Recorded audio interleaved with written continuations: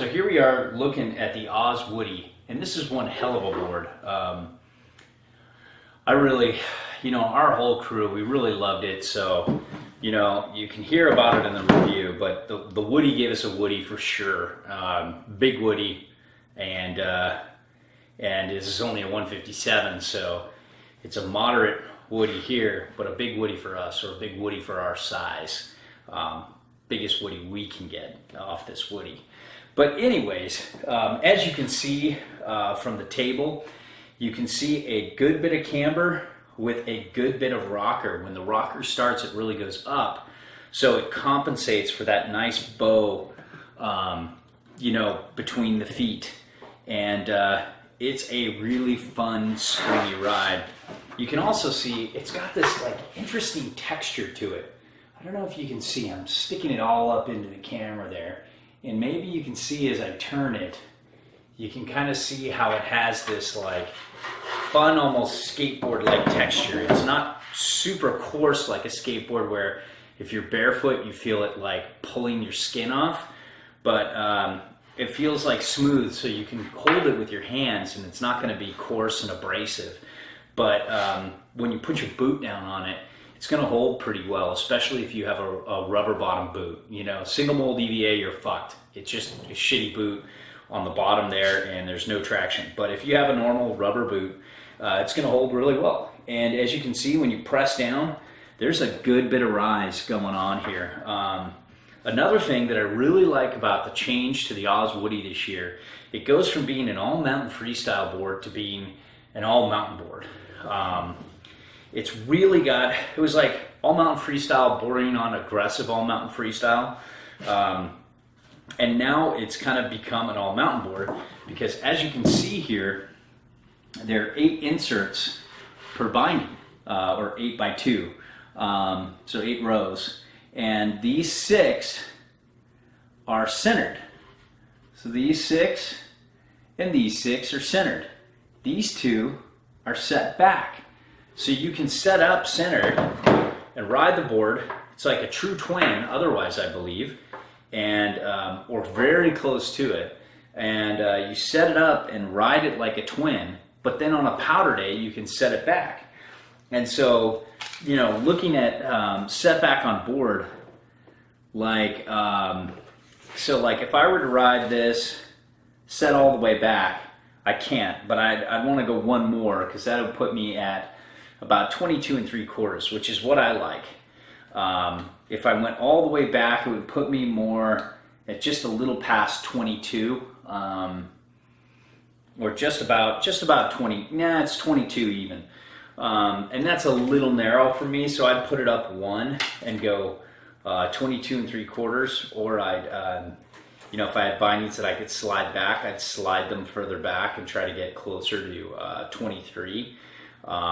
On the back there, but mainly I just probably, riding Burton bindings and other things like that where you can't really turn the disc sideways and slide them back. The best I could do is 22 3/4, so right here.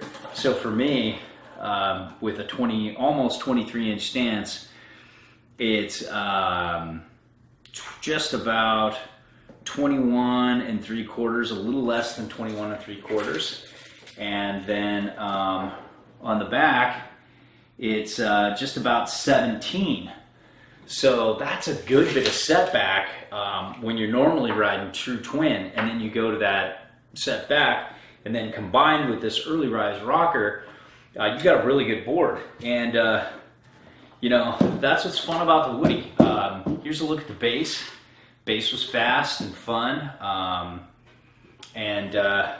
Here's another look at the top sheet. And I'll show you the camber profile. You can kind of see from here, you can see how aggressive the early rise looks off the table. Hopefully I'm getting you a good taste of that. It's a really fun board. It's 5 of us went up with this. I rode this multiple days, and I rode with 5 different types of riders, including myself, and we had not a single person have anything really bad to say about this board. The only critique I'd give is I'd love to see it with like a nose like the ATS. I think that nose is so cool, or at least blunted, because this kind of looks a little old school. But maybe that's what they're going for with Oz Woody. But the cool thing is you can get a custom board from them. You can customize a lot of aspects of this board and go in and get a Woody camber profile, a different top sheet, a different base color, a different top sheet design. You could even, I think, send your own as long as it's within certain aspects. And then you can get blunted or traditional nose and tail. I think you can, and you might even be able to get more depending on what the options are at the time you watch this video. So all in all, the Oz Woody, super impressed, super fun board. All of us were stoked on it, from strong intermediate to advanced to expert, and like all kinds of riders, like more park-centric riders to all mountain riders. The only place that just didn't really own it on was Jibs, but it's just a great like jump, pipe, mountain board, riding regular, riding switch, buttering, pressing, just kind of doing everything. You can even hit lots of boxes and mid-level jibs. It's just not really an advanced jibber because of the like the medium to medium stiff flex, but it butters well. It does almost everything I want to do on the mountain. As I get older, jibbing just becomes less and less of a reality. But if you want to stay healthy on the mountain, it's still fun as hell. But for most riders out there, when they think all mountain, they're thinking like something that's got a little bit of everything, and this has it. And this is a great one board quiver. It's about as good as it gets for one board quiver. And this is the kind of board I'd like to take out. When I go on a trip, I can only bring one board usually because I've got a car full of smelly dudes with me, and maybe one chick who's bummed because she's with all these smelly dudes. But that's all we can bring is one board, one boot, one binding. And this is a kind of board that I'd like to bring when I go on those road trips.